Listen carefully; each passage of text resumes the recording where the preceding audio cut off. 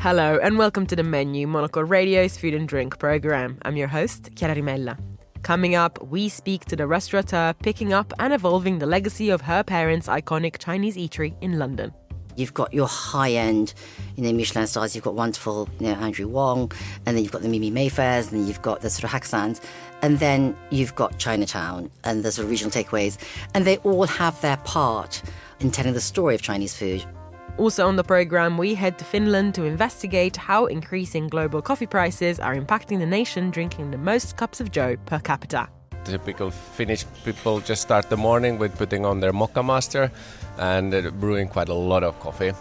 Plus, our in-house wine expert finds out more about a new book encouraging us not to be too cynical about wine. All that here on The Menu on Monocle Radio.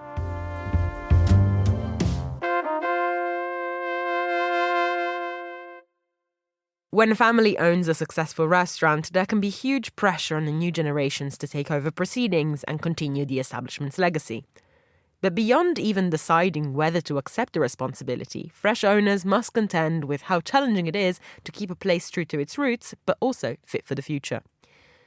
Amy Poon's parents started producing dry meats and then opened their Chinese restaurant Poon's in London in the 1970s.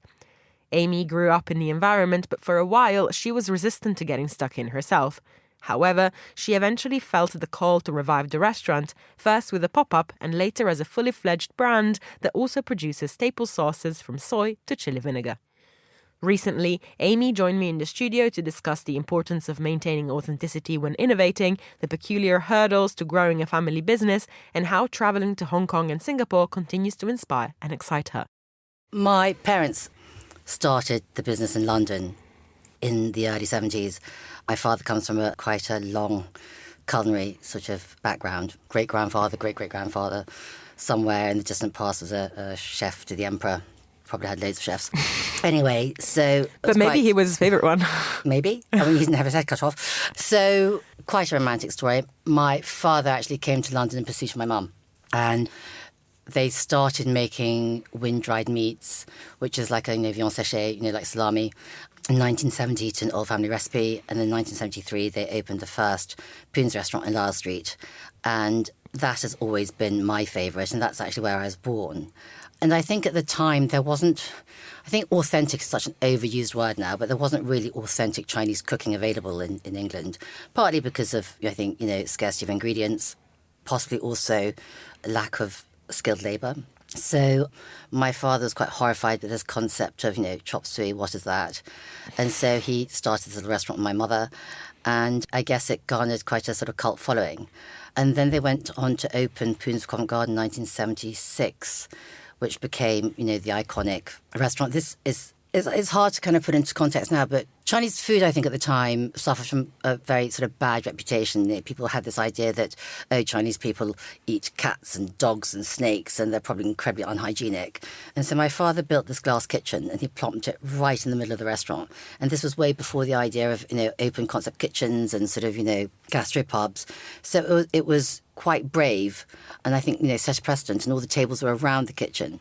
And I think there wasn't anything like it at the time. It wasn't in Covent Garden. It didn't have any gold dragons and sort of, red lacquer. And again, I think it really did capture something of the sort of public imagination and affection. I mean, the great and the good ate there. Frank Sinatra used to get takeout when he stayed at the Savoy. Mick Jagger and Jerry Hall and Barbra Streisand and all the Bonds. My mother, who is terrible with celebrities, doesn't ever know who anybody is, referred to Mick Jagger as, that skinny guy with big lips and his wife with a big head, very tall. Nothing on the profession. And so, yeah, we had this sort of wall of fame where everybody would sign pictures and send to my mum. And then, restaurants in Switzerland and then the city followed. And as you said earlier, I had no intention ever of going to the restaurant business. I grew up in it, and it's incredibly antisocial. It's quite lonely. It's terrible for family life, so if you have children. So, yeah, I thought, no, thank you very much. And the hours are punishing. I mean, I do have days, I think, I wrote a post some time ago when we were at Carousel about, why in God's name doesn't one do this? And then I went to 64 Good Street very early on, when it first opened. and had just the most wonderful experience. And I thought, well, this is why. Everything about it was just exemplary. And I thought, there's something quite special about being able to provide joy and pleasure to somebody, even for a couple of hours. I mean, I do keep telling my team that we're not ending the Middle East crisis. We're not ending child trafficking or saving lives or performing heart surgery. But I do think, if you can give somebody pleasure and joy and all the things that come with the shared meal for a few hours, then that's something quite special. I did want to ask you, how much of a responsibility did you feel in continuing and to a certain extent kind of living up to the expectation of those who wanted Poon's resurrected in its earlier form, and how much did you feel the liberty to take it in the direction that you wanted to take it in?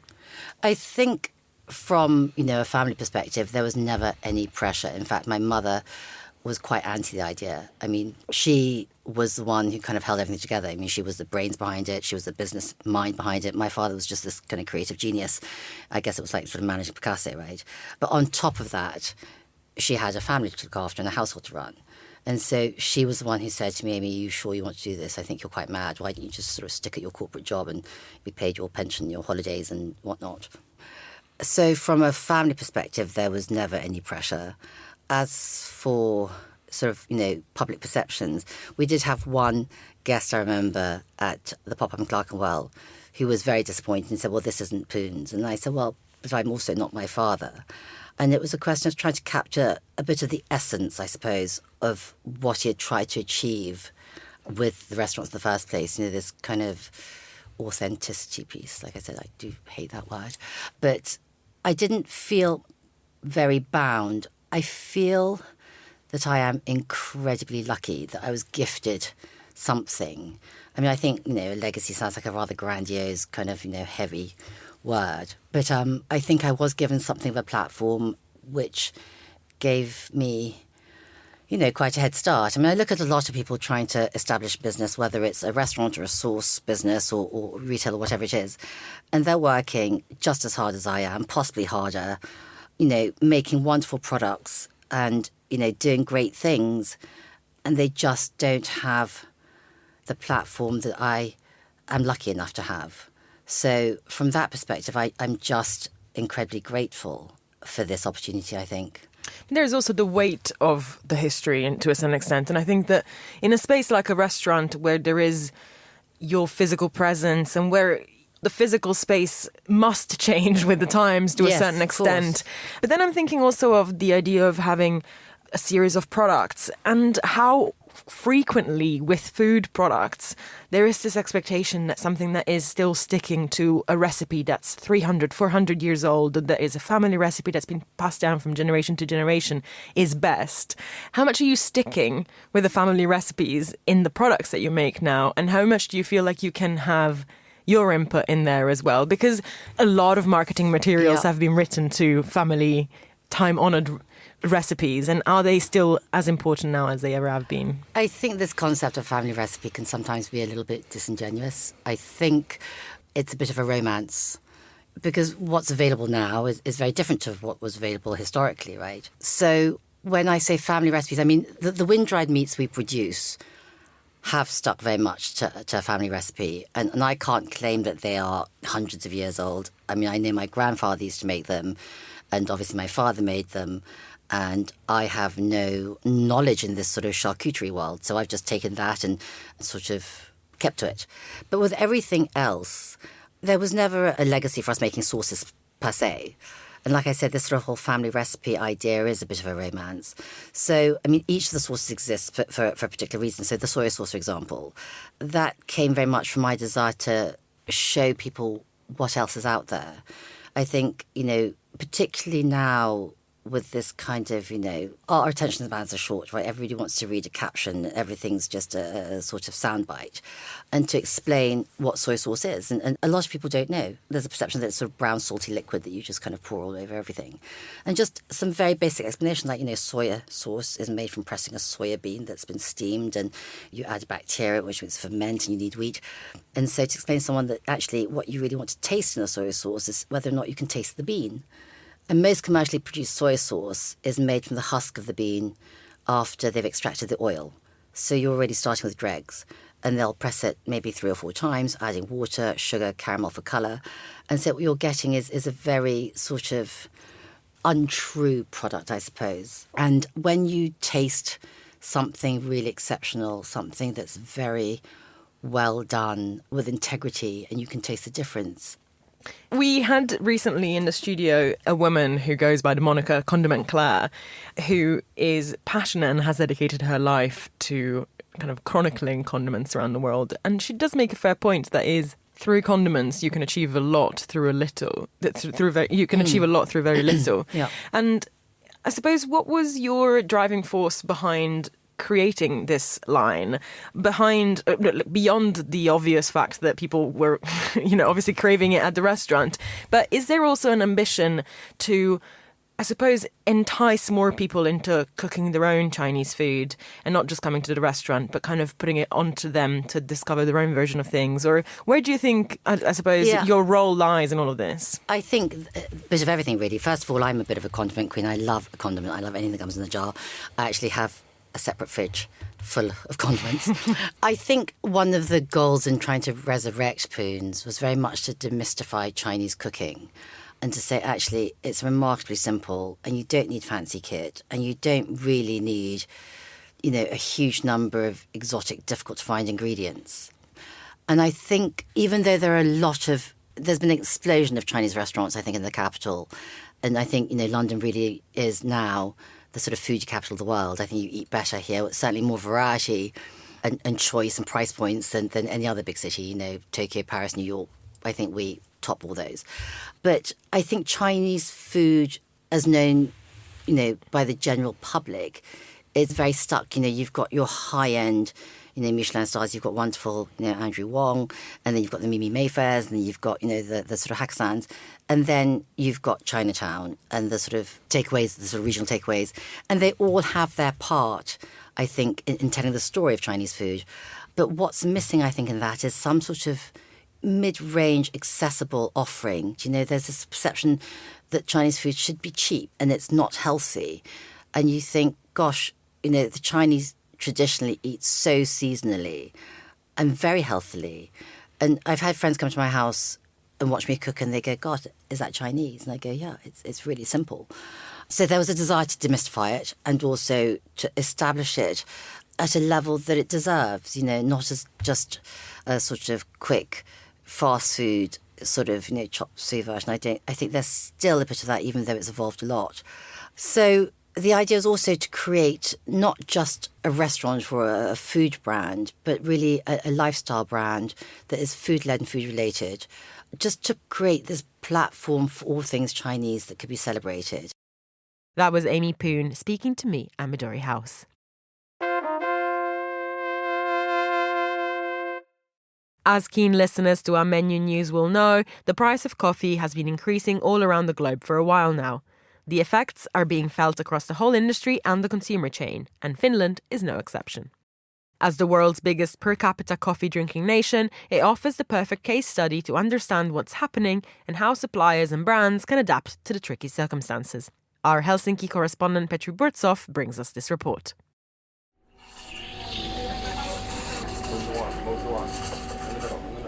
With the price of coffee at a historic high globally, mostly due to climate change-linked spells of bad weather in major coffee-producing countries such as Brazil and Vietnam, coffee consumers around the world are feeling the sting. Nowhere more so than in Finland, where people drink about 9 kilograms of coffee per person each year. That is more than in any other country in the world.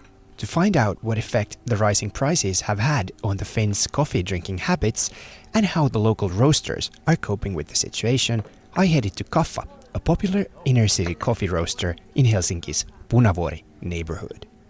My name is Svante Hampf and I'm one of the founders of Kaffa Roastery.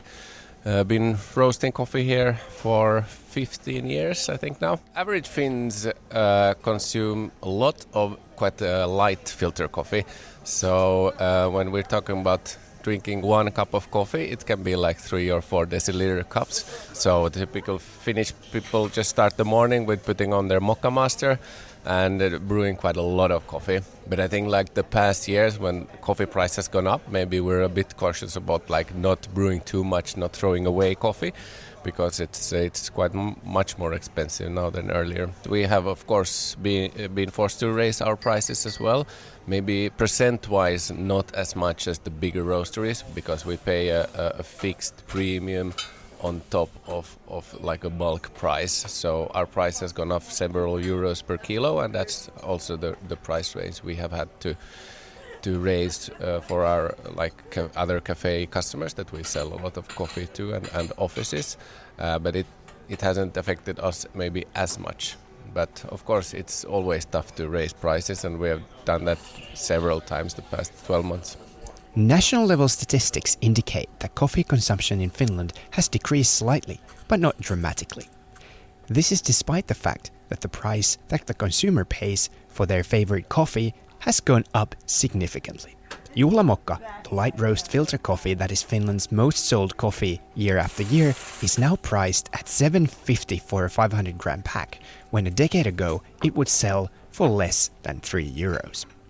That's for brewing the coffee yourself, either at home or at the office, both places where Finns enjoy most of their coffee.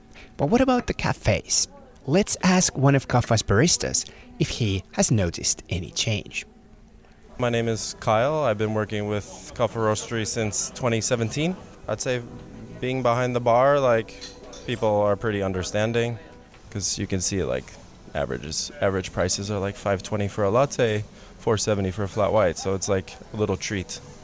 But I think from our end, we don't really feel any fuss of the prices. I think people are just, like back what I was saying, just a little bit understanding. Kaffa sources its beans directly from the growers such as Fazenda Pinhal in Brazil, and because of this is well tuned into what drives the market prices.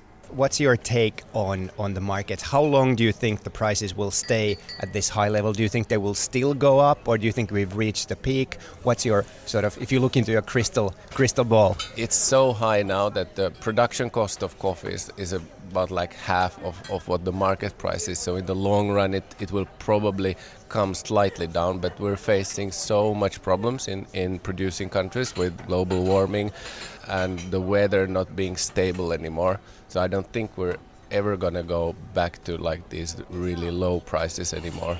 There's like every week there's some news. You can see that in the chocolate price, for example, it has like I think 5 doubled in a year or so.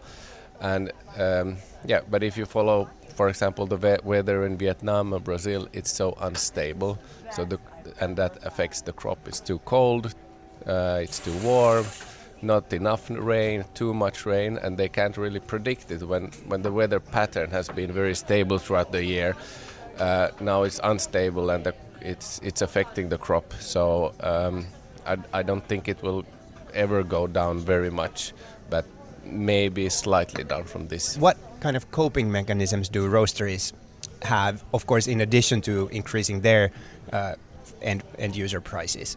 Yeah, I think some roasteries may go down slightly in quality, but there's always a risk there because we still have a premium price. So I think most people just roasteries want to continue with the relationships they have with producers, and the producers know that hey, prices will go down. I want to keep this relationship. I want to keep this quality. But the problem is, of course, for producers producing high quality coffee, it may be like that it's double the cost or even triple the cost. And now when they can sell like bad coffee for very expensive prices, like what is the reason to really keep on doing specialty coffee? That's a challenge in the long run. That do our producers want to keep on producing this high quality when they can get for a decent quality a very good price? So that's the problem. For Monocle in Helsinki, I'm Petri Burtsov. Thanks, Petri. This is the menu. Now it's time for the week's top food and drink headlines. Here is Monocle's Maisie Ringer. Morocco has been invited to be the guest of honour at one of the largest agricultural fairs in Europe, a controversial move in an ongoing tomato dispute. Morocco became the leading exporter of tomatoes to the EU in 2023, a trend which is expected to continue. Spanish farmers have filed complaints over the North African nation exceeding tomato export quotas, causing them to lose out. French unions are calling for a revision of the EU-Morocco agreement on tomato tariffs and will use the fair to voice their opposition. A new study has found that Gen Z and millennials are more likely to throw away food before it reaches its use-by or best-before date. Experts say the cohort misinterprets these labels as safety indicators rather than quality guides, leading to food waste. The study argues that younger generations are less adept at using their senses, like sight, smell, and taste, to assess whether food is still safe to eat. And finally, a group of scientists say they've developed a technique for the perfect boiled egg, and it will only take you 32 minutes. The method is called periodic cooking and involves alternating eggs between hot and lukewarm water to cook both the white and yolk at optimal temperatures simultaneously. This produces eggs with ideal texture, flavour and nutrient retention compared to traditional methods. While the technique shows promise, experts note it may not appeal to those looking for a quick meal. Those are the week's food and drink headlines. Now back to Chiara. Thanks, Maisie. You're listening to The Menu.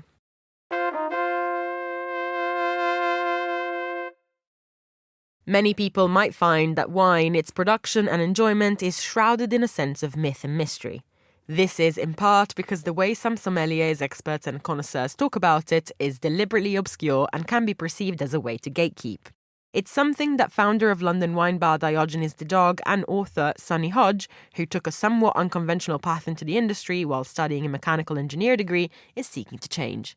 His latest book, The Cynic's Guide to Wine, strips wine back to its basic science, showing readers a clear path through the verbiage. Monocle's in-house wine expert and sub-editor Chloé Lake sat down with Sunny to find out more about how the idea for the book came about. So The Cynic's Guide to Wine is essentially a compilation of the last 6+ years of my research in the science of wine. So the first bar we opened, Diogenes the Dog, was all about helping people understand the technical aspects of wine without all of the faff, without all of the sort of marketing BS and sales pitches, and really break it down to those core components of how it works. Yeah, absolutely. And you kind of say this book is basically what novice wine drinkers need. It's stripping away that pretension, explaining what really matters when it comes to producing the flavors in the glass. And as you say, you use basic science to explain these concepts. So how does this approach differ maybe from other wine books that you've read in the past? I would say it doesn't exist in other wine books that I've read in the past. It's a It's first. Yeah, absolutely. It's a first, I think, in food and drink as well, because we're using wine as a really cool tool to show the sort of food process from soil, farming, ripening, how that affects your flavor profiles, and then all the way into production, and then the final step, like our perception. So it joins numerous different sciences together to show and highlight the entire link from soil to what's in your glass of wine, and then the final step of back into you and how you perceive that in many ways. And I use wine as a really cool tool to display that, because I think people often will spend a bit more time thinking about wine than, let's say, potatoes, for example. Yeah. But it's a first in its kind for any food and drink literature. So really exciting stuff. Yeah, and you kind of talk about perception there. I mean, what are some of the most common myths that you would encounter in the wine world and that people perceive in their glass? There's a lot. I think a really fun sort of simple one, because a lot of science is extrapolating and reducing things to really basic principles, but then it's a long story to draw out. But a really fun one is there was a study called, I think it was The Colour of Looks or something along those lines, and it was done in the Bordeaux Enological Institute, so with wine students, and students essentially had to smell and taste a white wine, generic white wine, and smell and taste a generic red wine, and then write down tasting notes. So if they had a red wine, they might write down things like red currants and strawberries. If they had a white wine, it might be like apricots and stone fruits. And then they did the exact same experiment again, but they put a flavorless red dye in the next round of white wines. So now they had a mixture of essentially all red wine looking wine glasses, but some of them were actually white wines that looked like red wines, and their tasting notes completely changed. So they all had red wine descriptors unanimously. And these are people who are in wine, studying wine. So I think it, like that tiny, tiny fun little experiment shows the bias that we have just at looking at stuff. Like we already are telling ourselves what we should expect to taste. And like that measure of looking at something completely sort of throws a bias into what we feel that we're tasting and smelling. Yeah, absolutely. There's kind of a link between the visual element of it and then what you taste in the end. And I guess on that note, a lot of wine language, you know, there's this air of mystery around it. It's very easy to fall into cliche. How important is it really for consumers to understand what they're drinking? And what are they looking for exactly in a good glass of wine? Is that subjective? Yeah, so I think any of the subjective stuff I will avoid like the plague. So I think giving people advice on what they should, I don't know, taste, smell, buy, I would stay clear of. But what I really want to put out there is an understanding of how it all works, and then people can make their own decisions. Yeah, absolutely. So I think that's why it's more important than ever. And we're in a world where, especially with social media, like we are constantly listening to one-liners and sort of attention-grabbing lines of telling us what we should and shouldn't do in many, many ways. And I feel that if you get out the facts and if people understand the science behind things, then they can make their own super well-informed decisions and make decisions on what is important for them. Is it important to eat and drink food that you enjoy, that you like? Or is it more important to drink and eat food that you think is better for the planet? And maybe for you personally, you might not enjoy it as much. But if you don't have the information, then you can't make those decisions. Yeah, and I guess you kind of call that demystifying or debunking wine, as a lot of people are saying now. Has the wine industry become a bit too serious in this way and perhaps a bit inaccessible for people? I feel that the wine industry is full of smoke and mirrors. And over the last 6 years of operating the bars, I've done a lot of work outside of working in the bars in wine. So that's judging, sort of being in international panels, tasting and awarding wines with medals and all sorts of things. And in that environment, you're with the best of the people in the industry, masters of soms, masters of wine. And a lot of the information that's in the book, these guys who are leading the industry just don't know. And I think it's as important to get this information out to the people at the top as it is the people who it matters most to, like the consumers. So I feel for a long, long time there's been a lot of smoke and mirrors in the industry, but I think it's come down to, like, the reason behind it is it's such an old drink. Wine has been around for so long. It predates germ theory. Like many basic understandings that we have about how wine is made, we were selling wine before we actually understood how it got to our table, before we understood what fermentation was. Back in the day, we didn't know that yeast was a living thing, right? We thought it was just like a chemical, a catalyst of some way. So before we even knew the processes behind what made wine, we had drawn up legal systems around Europe and were selling wine at a premium. And I feel that is the reason that we speak about wine in the way that we do today. Yeah, so I mean, what you're doing then is essentially going back to the very beginning, the roots, kind of, as it were.